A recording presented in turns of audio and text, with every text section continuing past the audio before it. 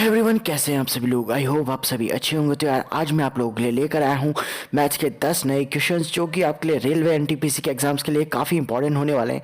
इसके अलावा यार आपके जो भी एग्जाम्स आने वाले हैं ना आने वाले दिनों में, उन सभी के लिए काफ़ी अच्छे क्वेश्चंस हैं। तो चलो शुरू करते हैं। तो आपका सबसे पहला क्वेश्चन है, एक आदमी ने 30% वार्षिक दर से 3,000 रुपये बैंक से उधार लिए, प्रत्येक वर्ष के अंत में वह 1,000 रुपये लौटा देता है। तो ज्ञात करो कि तीसरे वर्ष के अंत में लोन चुकाने के लिए उसे कितने रुपए देने पड़ेंगे। तो चलो शुरू करते हैं। तो यहाँ पर देखो हमको दे रखा है कि वो आदमी जो है वो 30% की दर से 3,000 रुपये बैंक से उधार लेता है। दैट मीन्स अगर हम फर्स्ट ईयर का उसका जो ब्याज माने तो वो हो जाएगा उसका 30,000, सॉरी 3,000 है, तो 3,000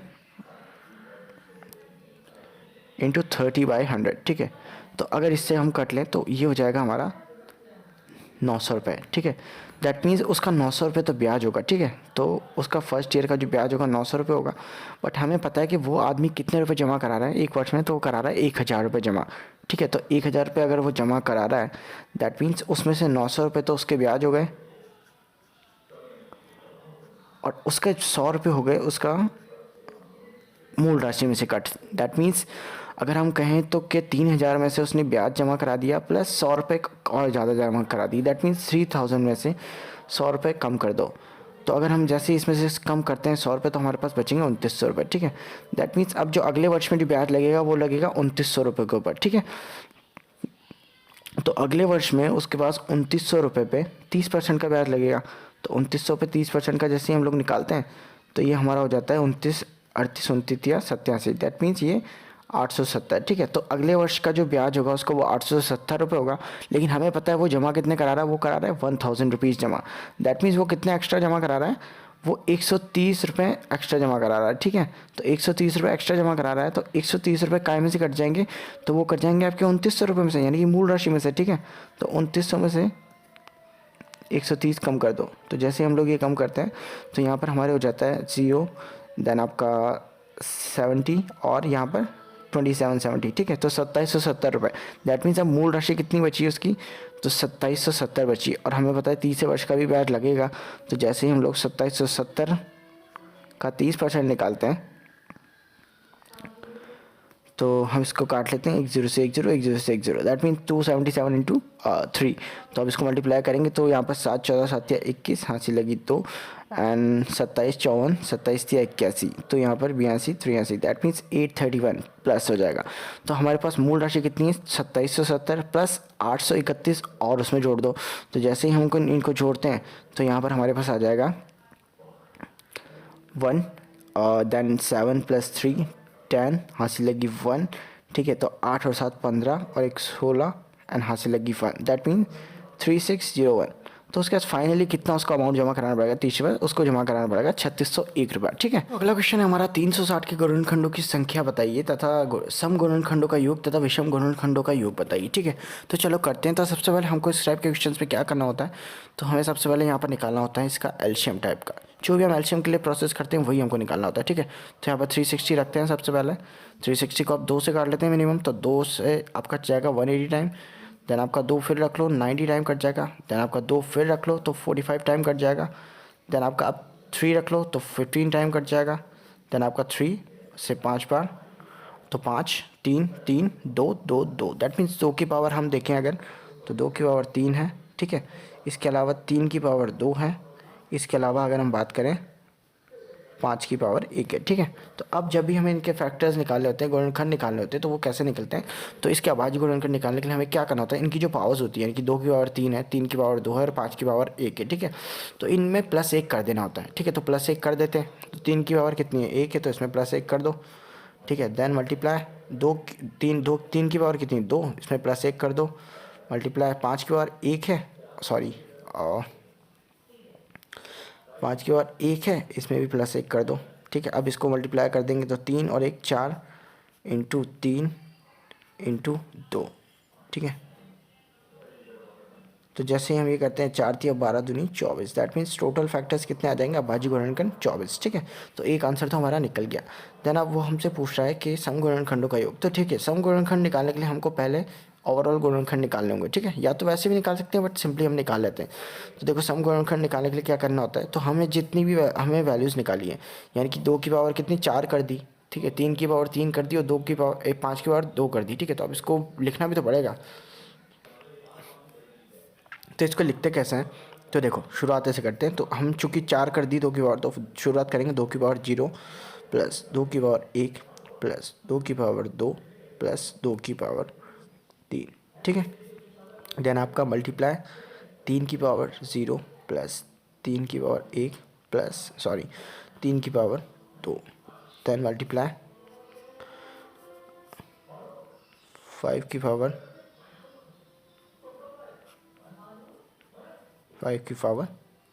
1, ठीक है।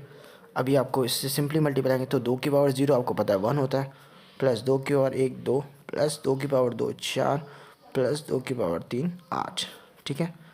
देन आपका 3 की पावर 0 1 प्लस 3 की पावर 1 3 प्लस 3 की पावर 2 9, ठीक है। देन आपका 5 की पावर 0 1 प्लस 5 की पावर 1, दैट मीन्स 5, ठीक है। अब इसको मल्टीप्लाई कर लेंगे हम सिंपली। तो जैसे हम पहले इसको सॉल्व कर लेते हैं, तो 8 4 12 और 3 15, दैट मीन्स 15, और ये आपका 9 और 1 4 13, दैट मीन्स 13 मल्टीप्लाई। देन आपका 5 और 1 6। अब इसको मल्टीप्लाई करेंगे जैसे हम, तो ये आपका हो जाएगा 15 एकम 15, 15 6 के 90 और 90 900 और 9 8 29 27, ठीक है। तो 900 और 27 1170 और आई थिंक, ठीक है। तो 1170 हो जाएगा, ठीक है। तो ये आपका तो ओवरऑल जो संख्याओं का योग कितना हो गया 1170।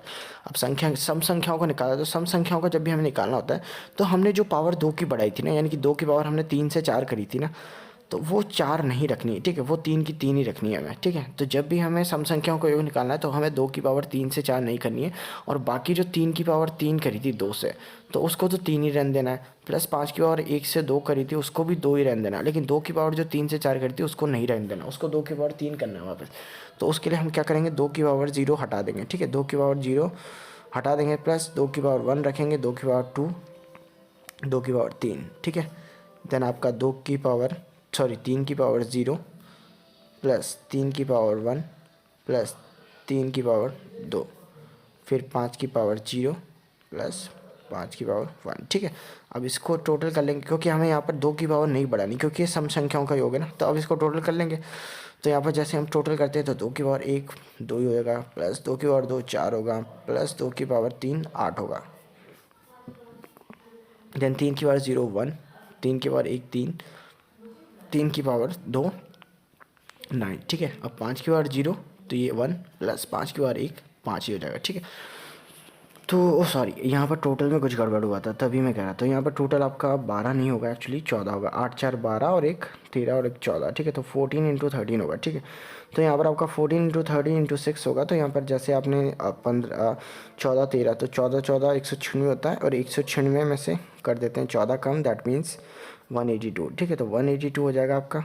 182 इंटू 6 कर देते हैं, तो यहाँ पर जैसे हम लोग करेंगे, तो 18 पंजे 90, 18 6 108, दैट मीन्स 1080, प्लस आपका 6 दूनी 12, दैट मीन्स ये हो जाएगा, दैट मीन्स आपका ये हो जाएगा 18 12 1080 और 1092, ठीक है। तो ये आपका हो जाएगा 1092, ठीक है। तो आपका जो विषम सम संख्याओं का योग कितना आ गया 1092, और ओवरऑल संख्याओं का योग कितना आ गया था आपका आ गया था 1170, ठीक है। तो 1170 में आप 1092 जैसे ही हम लोग घटा देंगे, तो हमारा जो है विषम संख्याओं का योग भी आ जाएगा, ठीक है।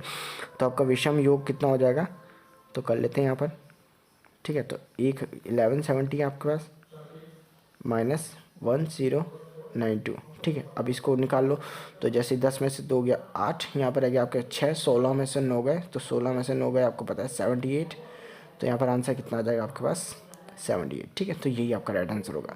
तो विषम संख्याओं का आपका योग आ गया 78, सम संख्याओं का योग आपका आ गया 1092, और आपके पास जो टोटल अभाज्य संख्या कितनी है, तो वो है आपकी 24। आई नो थोड़ा सा लंबा क्वेश्चन है, बट आई थिंक थोड़ा सा ध्यान दिया होगा अगर आप लोगों ने, तो आपको समझ में आ जाएगा, ठीक है। नाउ अगला क्वेश्चन आपको दे रखा है m+1 डिवाइड m-2 = 0। तो मैं थोड़ा सा लिख के दे देता हूँ आपको, ताकि आपको समझ में आ जाए, ठीक है। तो ये आपको दे रखा है लिख के m+1 upon m-2 is equal to 0, ठीक है। तो अब आपसे पूछा है कि आपको इसकी वैल्यू निकालनी है, तो ठीक है, अब आपके पास ये क्वेश्चन दिए हुए, तो अब आप ये कैसे निकालेंगे, तो चलो मैं आपको बताता हूँ। तो आपको देखो यहाँ पर दिख रहा है m + 1/m-2, तो अब हम यहाँ क्या कर सकते हैं, अगर हम इस वाले m में -2 कर दें, ठीक है, देन आपके पास ये तो ऐसा कैसे रहेगा m-2, ठीक है। और इससे क्या होगा, आपका जो इधर वाली जो वैल्यू होगी, यानी कि इक्वल के इधर, यानी कि जो आपके पास 0 है, इसमें से भी -2 हो जाएगा, ठीक है, क्योंकि आपने इधर m-2 करा है तो इधर भी -2 होगा। तो जैसे आपका इधर -2 होगा, तो यहाँ पर आपके पास ये भी m-2 हो गया, ये भी m-2 हो गया, ठीक है। और यहाँ पर आपके पास कितना हो गया -2। तो अब आप एक चीज़ देख सकते हो यहाँ पर m-2 + 1/m-2 is equal to -2 आपके पास, ठीक है। तो अब एक चीज़ आपको पता लग रही है, जब भी आपके पास दो सिमिलर वैल्यू हो, मतलब m-2 और 1/m-2, तो ये एक तरीके से आपको मैं बताऊं तो ये आपका x + 1/x is equal to, अगर आपका 2 होता है, ठीक है, तो x + 1/x अगर आपका 2 होता है, तो एक चीज़ हम लोग मान सकते हैं यहाँ पर कि आपकी जो x की वैल्यू होगी वो 1 होगी, ठीक है। क्यों होगी, तो देखो यहाँ पर अगर आप वो 1 लिखोगे, तो 1 + 1/1 इज इक्वल टू 2, तो आपको बड़ा इजीली से पता लग जाएगा कि 1/1 भी आपका 1 ही होगा, तो आपका x की वैल्यू भी 1 हो जाएगी, प्लस 1/x की वैल्यू भी 1 ही हो जाएगी, ठीक है। तो अब यहाँ पर आपका क्या है, -2 है, तो यहाँ पर -2 अगर आप मान लोगे, तो यहाँ पर आप x की वैल्यू -1 रख सकते हो, ठीक है, x की वैल्यू आप -1 रख सकते हो, ठीक है। देन आपका 1/x की वैल्यू भी -1 ही होगी, क्योंकि 1/x भी आपका -1 ही हो जाएगा। तो यहाँ पर आप m-2 की वैल्यू -1 रख दोगे, ठीक है। क्यों रख दोगे, क्योंकि तभी आपके पास m-1 की वैल्यू 2 की वैल्यू जैसे आप -1 रखते हो, मैं बताता हूँ आपको, यहाँ -1 + 1/-1, ठीक है। तो ये आपका -2 हो रहा है, ठीक है, हो रहा है ना। तो यानी कि आपका m-2 जो है वो किसके बराबर है, आपका m-2 आपका बराबर है -1 के, ठीक है। तो जैसे आपका m-2 बराबर है -1 के, तो m इज इक्वल टू कितना हो जाएगा आपका, तो -2 इधर जाएगा तो +2 हो जाएगा, और -1 ऐसा कैसा रहेगा, तो m की वैल्यू आपके पास आ जाएगी 1, ठीक है। तो m की वैल्यू जैसे आपके पास 1 आ गई। अब आपसे पूछा क्या है क्वेश्चन में, तो आपसे पूछा है क्वेश्चन में m की पावर 5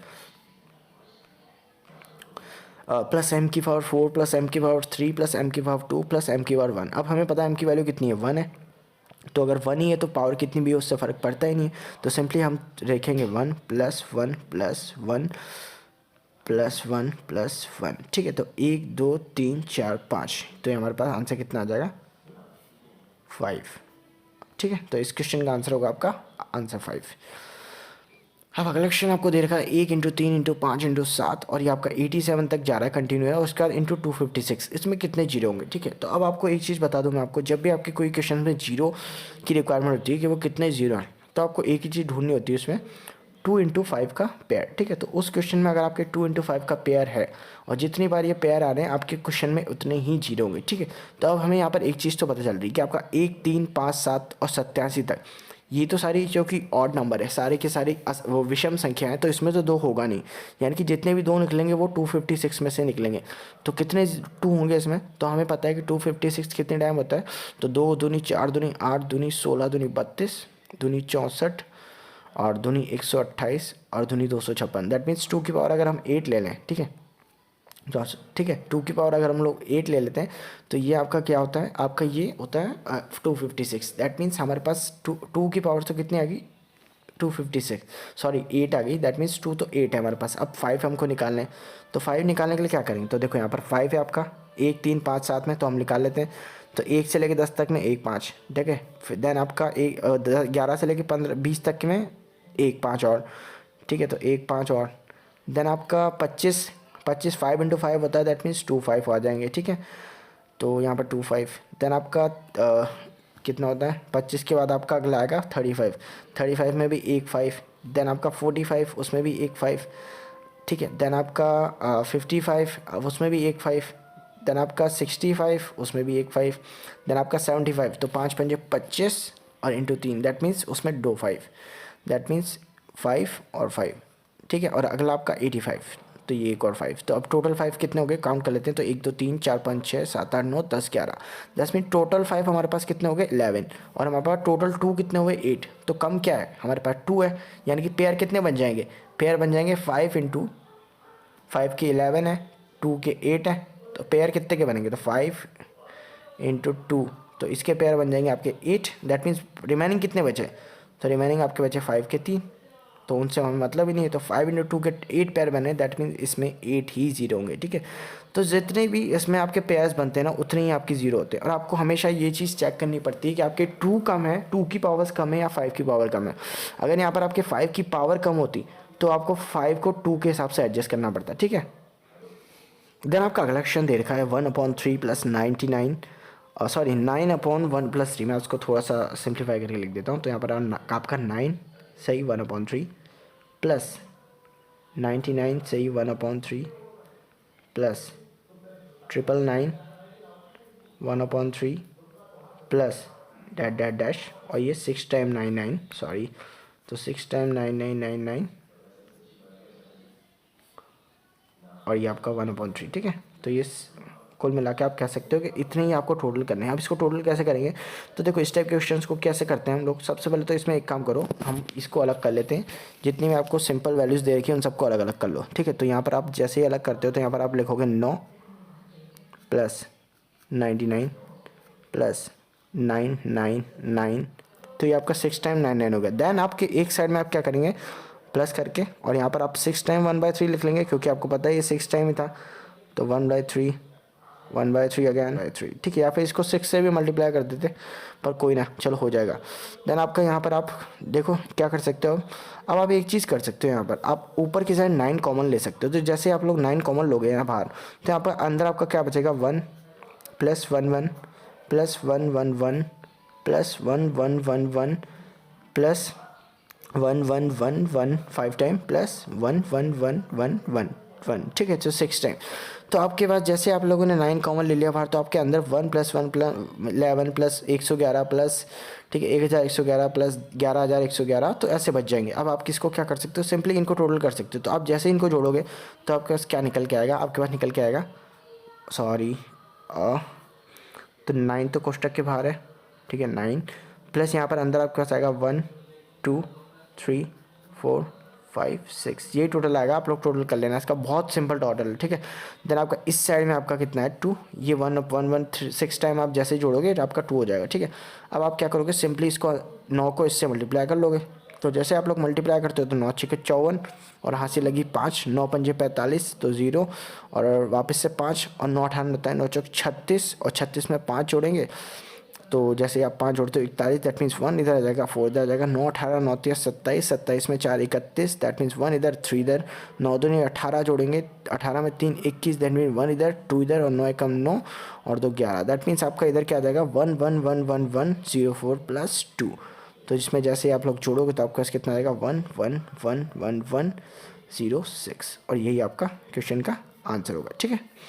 तो सिंपल क्वेश्चन है, बट आपको इसको अगर वैसे टोटल करने निकालोगे तो बहुत लंबा हो जाएगा। अब आपका अगला क्वेश्चन दे रखा है 1 इंटू 2 इंटू 3 इंटू 4 इंटू 1200 में कितने 5 आ जाएंगे, ठीक है। तो ये 1200 तक जा रही है आपकी कैलकुलेशन, उसमें पूछा 5 कितने आएंगे।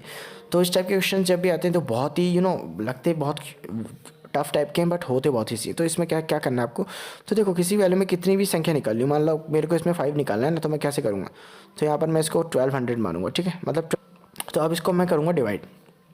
तो जैसे ही मैं इसको डिवाइड करता हूँ तो देखो 5 दूनी 10, 20 है गया, 5 चौके 20 एंड 0, ठीक है। अब मैं इसको तब तक काटूंगा जब तक ये कम नहीं होता ज़्यादा। तो अब ये 5 2 40 हो गया, फिर 5 से काट दूंगा, तो 5 चौके 20 और 5 अट्ठे 40, फिर काटूंगा तो 5 नाम 45, फिर काटूंगा क्योंकि अभी भी 5 से बड़ा है, तो 5 एकम 5। अब देखो ये वैल्यू जो होगी ये 5 से छोटी हो गई, दैट मीन्स अब मेरे को यहाँ पर रुक जाना है, ठीक है। तो अब इन सबको टोटल कर लूँगा मैं, तो इसको टोटल कर लूँगा, इसको भी इसमें टोटल कर लूँगा, इसको भी इसमें टोटल कर लूँगा। तो करता हूँ जैसे, चलो तो 240 प्लस 48, तो यहाँ पर जैसे 288 में यहाँ पर 10, तो 298, तो ये आपका 298 टोटल हो गया। दैट मीन्स इसमें टोटल 5 इतनी टाइम 5 आएंगे, ठीक है। अगर मुझसे इसमें टोटल 2 पूछे होते या टोटल 7 पूछे होते ना, तो वो भी मैं ऐसे ही करता और आपका आंसर निकल जाता है, ठीक है। तो इसी टाइप से करना होता है, जब भी आपसे पूछे कि इसमें कितने 5 आएंगे तो आपको 1200 ऊपर लिखना है, 5 से डिवाइड कर देना है, ठीक है। अब अगला क्वेश्चन आपको दे रखा है, ये आपका ज्योमेट्री से है। तो इस त्रिभुज की भुजाएं 6 8 तथा 10 सेंटीमीटर है, इसके लंब केंद्र तथा परिकेंद्र के बीच की दूरी ज्ञात कीजिए, ठीक है। तो सबसे पहले मैं आपको लंब केंद्र और परिकेंद्र में थोड़ा सा डिफरेंस बता देता हूँ, ठीक है, मतलब ज़्यादा डिफरेंस नहीं है। तो यहाँ पर देखो ये आपका एक ट्राइंगल है मान लो, ठीक है। अब यहाँ पर आप लोगों ने मान लो सामने से लंब डाला एक, ठीक है, सामने वाली भुजा पर लंब डाला। तो ये जब आप लंब डाल रहे हो, ठीक है, तो ये जो आपके लंब डाल रहे हैं ये हैं आपके एक्चुअल में लंब केंद्र, ठीक है। तो ये आपका लंब केंद्र हो जाएगा। प्लस आपको परिकेंद्र निकालना है, तो परिकेंद्र के लिए क्या होता है, तो ये जो होता है आपका, तो ये आपकी सामने वाली भुजा से लंब केंद्र, लंब समद्विभाजक डलता है, ठीक है। तो लंब जो समद्विभाजक डलता है तो इसकी वजह से ये आपका जो है परिकेंद्र बन जाता है, ठीक है। तो ये लगभग सेम ही होते हैं, इसमें ज़्यादा डिफरेंस होता नहीं है, ठीक है। तो ये आपकी जो लंब को है समद्विभाजक करता है, समद्विभाजक करता है, यानी कि दो बराबर भागों में काटता है। अब एक चीज़ देखो, यहाँ पर आपको क्वेश्चन दे रखा है, तो यहाँ पर आपका ये है 8 है, ये 6 है, ये आपका 10 है, ठीक है। तो एक चीज़ तो आपको पता चल गई, सॉरी, हाँ, तो एक चीज़ आपको पता चल गई यहाँ पर कि आपका जो ये क्या है, ये आपका ये लंब केंद्र है, दैट मीन्स लंब केंद्र है, तभी तो ये लंब को दो भागों में काट रहा है, ठीक है। तो ये आपका लंब केंद्र होगा। अब जो आपका समकोण त्रिभुज होता है, मैं आपको एक चीज़ और बता देता हूँ, आई थिंक आपको पता नहीं होगी। तो ये जो आपका समकोण त्रिभुज होता है, तो जो आपका ये समकोण त्रिभुज होता है ना, तो समकोण त्रिभुज में जो ये आपका परिकेंद्र बनता है, तो परिकेंद्र का व्यास क्या होता है, ये होता है, क्योंकि इस परिकेंद्र का जो केंद्र बनता है वो एक्चुअल में बनता है इस जगह पर, ये आपका बनता है कुछ इस जगह पर, ठीक है। तो ये इस जगह पर बनता है, तो ये आपका जो होता है लगभग रेडियस होती है। जो अब जब यहाँ पर आप परिकेंद्र से लंब केंद्र पर डालोगे, यानी कि आपसे क्या पूछा गया है, लंब केंद्र परिकेंद्र, तो एक चीज़ सोचो, यहाँ पर आपका क्या होगा, लंब होगा, और यही आपका परिकेंद्र की त्रिज्या भी है, ठीक है। क्योंकि ये एक चीज़, ये आपका यूँ जाता है, सॉरी थोड़ा सा ये आपका जो है ना, ये ऐसा जाता है, ठीक है। मतलब ये मिल जाता है, कुल मिला के कहने का मतलब ये थोड़ा कचरा सा हो गया है, बट ये आपका टोटल मिल जाता है। मैं इधर बना देता हूँ, तो ये आपका एक है, तो ये आपका यूँ करके ये मिल जाता है, ठीक है, ये भी मिल जाता है। तो ये आपका क्या हो गया, ये भी आपकी त्रिज्या हो गई, क्योंकि डायमीटर है ये तो आपका, तो ये भी त्रिज्या हो गई, ये भी त्रिज्या हो गई, ये भी त्रिज्या हो गई, ठीक है। तो जब तीनों त्रिज्या हैं, दैट मीन्स तीनों की जो लंबाई होगी बराबर ही होगी। अब एक चीज़ तो हमको पता चल गई कि ये आपका लंब को समद्विभाजक कर रहा है, दैट मीन्स आपका लंब केंद्रीय होगा, ठीक है। अब चूंकि ये लंब को 45-45 में काट रहा होगा, तो अगर 45-45 में काट रहा है, दैट मीन्स सामने वाली भुजाओं को भी बराबर भागों में डिवाइड कर रहा होगा। तो सामने वाली भुजा आपकी 10 सेंटीमीटर है, तो ये 5-5 में काट देगा। अब जब ये 5-5 में काटेगा तो तीसरी भुजा भी 5 में कटेगी, तो ये भी, ये रेडियस है, ये भी रेडियस है, तो ये भी रेडियस होगा, दैट मीन्स ये भी आपका 5 ही होगा। तो आपका जो आंसर क्या होगा, आपके लंब केंद्र व परिकेंद्र का जो आंसर होगा आपका, मान लो अगर हमने इसको बी माना और इसको हमने डी मान लिया, तो आपकी बी डी की वैल्यू कितनी आ जाएगी, 5 सेंटीमीटर, ठीक है। तो यही आपका आंसर होगा। चलो अगर क्वेश्चन करते हैं, तो यहाँ पर आपको एक त्रिभुज दे रखा है, ठीक है, और ये समरूप त्रिभुज है, तो ये आपका ए डी ई समरूप है ए बी सी के, ठीक है। तो अब आपको वैल्यूज़ दे रखी है, E D is equal to आपका 5 दे रखा है, ठीक है, B D B is equal to आपको 3 दे रखा है, B C is equal to 72 दे रखा है, और डी ई की वैल्यू पूछ रहा है आपसे, ठीक है। तो इस टाइप के क्वेश्चन पे क्या होता है, तो मैं बताता हूँ आपको। तो जो आपका ए डी होता है, तो मैं आपको बताता हूँ, रुको। तो आपका A D upon D B, तो ये होता है आपका ए ई अपॉन ई सी, ठीक है। तो इसी हिसाब से आपका जो, इस तरीके से भी लिख सकते हो आपको इसको, या फिर आप इसको लिख सकते हो A D upon A B, पूरा लिख सकते हो, ठीक है, is equal to A E upon A C और इजिकल टू, ठीक है, समरूप है तो यहाँ पर आपकी जो ए बी की वैल्यू है, अब मैं थोड़ा सा डीप में जाऊँगा, तो ये जो ए बी की वैल्यू है आपकी, ये बराबर होती है बी सी के भी, ठीक है। तो ए बी की वैल्यू आपकी बी सी के भी बराबर होती है, तो यहाँ पर आपका बी सी अपॉन, और ये आपकी जो ए डी की वैल्यू है या फिर ए ई की वैल्यू है, वो आपकी डी ई की वैल्यू के बराबर होती है, ठीक है। तो यहाँ पर आप लिख सकते हो डी ई, ठीक है, सॉरी उल्टा लिख दिया मैंने। तो ये आपका कितना 72 दिया था ना, तो 72, अब देखो यहाँ पर आपका डी ई, ये ई था, तो D E upon B C, ठीक है। तो ये आपका डी अपॉन बी सी हो गया। अब आपको पता है कि ए डी की वैल्यू कितनी है आपके पास, 5 है, तो आप इसको ए सी को तो हटा दो, ये आपके काम का ही नहीं, तो इन दोनों घरों को, तो ए डी की वैल्यू कितनी दे रखी है, 5 दे रखी है, और ए बी की वैल्यू कितनी दे रखी है, 5 + 3 8, ठीक है। सिमिलरली डी ई की वैल्यू कितनी दे रखी है आपको निकालनी है, और बी सी की वैल्यू कितनी दे रखी है आपको, तो बी सी की वैल्यू आपको 72 दे रखी है, सिंपली निकाल लो, तो 8 से 9 बार चल जाएगा, 9 से कितना जाएगा, 9 पंजे 45, तो x की वैल्यू कितनी निकल के आएगी 45, तो ये आपकी वैल्यू कितनी आएगी 45, ठीक है। तो यही आपका राइट आंसर होगा, ठीक है।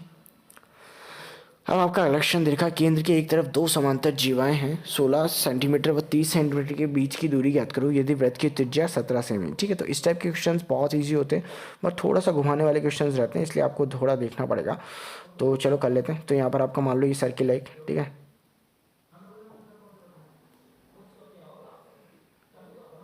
तो ये आपका एक सर्कल है, ठीक है। नाउ आपको पता है कि उसकी कुछ रेडियस होगी, अभी हमें नहीं पता, तो अभी 17 सेंटीमीटर दे रही है। तो यहाँ एक काम करो, दो जीवा है तो हमें पता है कि जो यहाँ पर होगी, जो केंद्र से दूर होगी, उसकी रेडियस कम होगी। तो हम मान लेते हैं ये 16 सेमी है और ये आपकी कितनी है, ये आपकी है 30 सेमी, ठीक है। तो ये 30 सेमी। अब हमें पता है कि अगर केंद्र से कोई रेखा आती है, केंद्र से ये मान लो इसका केंद्र है, तो ये आपको केंद्र से कोई रेखा आती है तो ये आपकी सामने वाली भुजा को समान दो भागों में काट देती है, ठीक है। तो मान लो ये अगर 30 सेमी की थी तो ये 15 और 15 में कट जाएगी, और ये नीचे वाली 16 सेमी की थी तो ये 8 और 8 में कट जाएगी, ठीक है। अब वो कह रहा है इसकी रेडियस कितनी है, 17। तो 17, एक चीज़ मानो कि ये इसकी 17 रेडियस है और ये भी 17 है।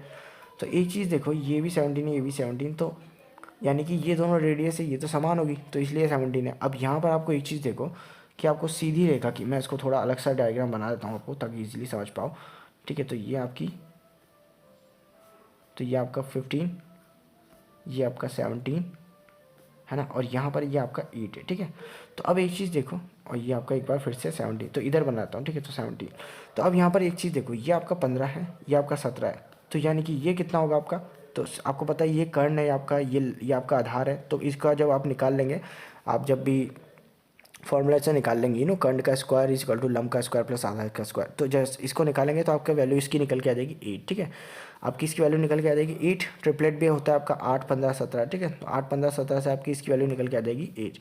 ना एक चीज़ आपको पता चलेगी, इसकी वैल्यू 8 है। अब आपको निकालने की इसकी वैल्यू है, आपसे पूछी इसकी वैल्यू है, ठीक है।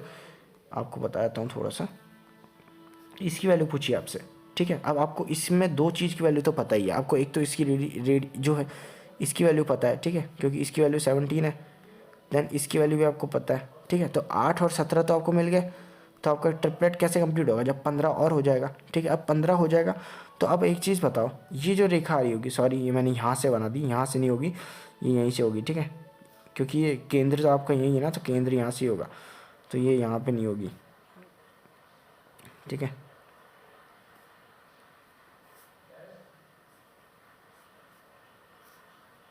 ये आपका 17 है, इधर बनाता हूँ, ये आपका 17, ठीक है।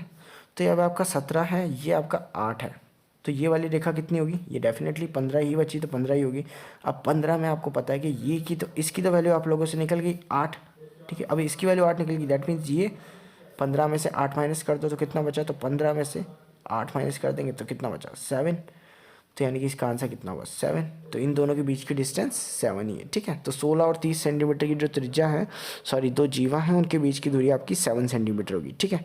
तो ये हमेशा एक ट्रिपलेट बनाते हैं, तो जो उस ट्रिपलेट को आप लोगों को फॉलो करना होता है, अगर आप लोग उसको एक बार देख लेंगे ना तो बहुत ईजी रहेगा आपके लिए ना। आपका लास्ट क्वेश्चन है, 3 वृत्त एक दूसरे को बाह्य स्पर्श करते हैं और उनके केंद्रों के बीच की दूरी 5 सेंटीमीटर तथा 6 सेंटीमीटर है तथा 7 सेंटीमीटर है। अब तीनों वृत्तों की त्रिज्या ज्ञात करनी है, ठीक है। तो 3 वृत्त एक दूसरे को बाह्य स्पर्श कर रहे हैं, तो हम लोग कह लेते हैं कुछ, मैं बनाता हूँ पहले तो ये आपके कुछ 3 वृत्त है,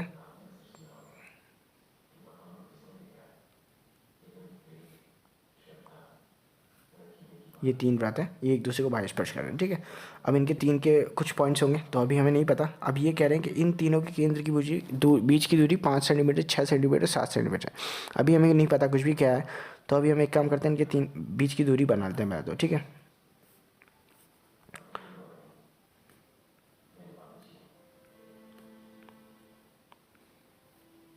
ठीक, अब ये थोड़ा गंदा सा बना है, बट कोई ना, चलो मैनेज हो जाएगा।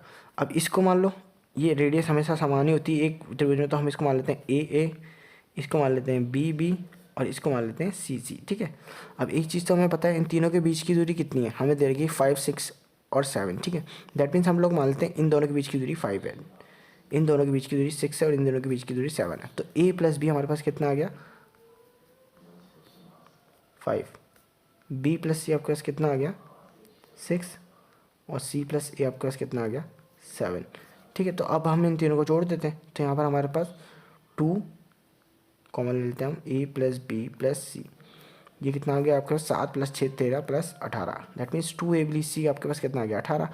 तो अगर हम a प्लस बी प्लस सी की वैल्यू निकालें तो हमारे पास कितना आ जाएगा, 9, ठीक है। 18/2 यानी कि 9। तो अब हमसे पूछी गया तीनों की रेडियस पूछी, तो अब हमें एक चीज़ तो पता है, a प्लस बी की वैल्यू कितनी है, 5, और a प्लस बी प्लस सी की वैल्यू कितनी है, 9। तो a प्लस बी प्लस सी में से a प्लस बी माइनस कर दो तो c की वैल्यू निकल के आ जाएगी, जो कि है आपकी 9 माइनस 5, दैट मीन्स 4। तो ये आपकी c की वैल्यू आ गई। ठीक है, अब आपके पास a प्लस बी प्लस सी की वैल्यू कितनी है 9 और b प्लस सी की वैल्यू कितनी है 6, तो इसमें से 6 माइनस कर दो तो ये आपके पास 3 आ गया। अब ये किसकी वैल्यू है आपकी, इजिकल टू a। ठीक है, अब आपके पास a प्लस बी प्लस सी की वैल्यू 9 है, माइनस कर दो उसमें c प्लस है यानी कि 7, तो यहाँ पर आपके पास किसकी वैल्यू आ जाएगी b। तो आपके पास वैल्यू आ गई 4, 3 और 2 और यही आपका राइट आंसर होगा। ठीक है, तो आई होप ये वीडियो आपको पसंद आया होगा। अगर वीडियो पसंद आया तो लाइक करना, चैनल पर नए हो तो सब्सक्राइब करना। मिलते हैं आपसे अगले वीडियो में, बाय बाय।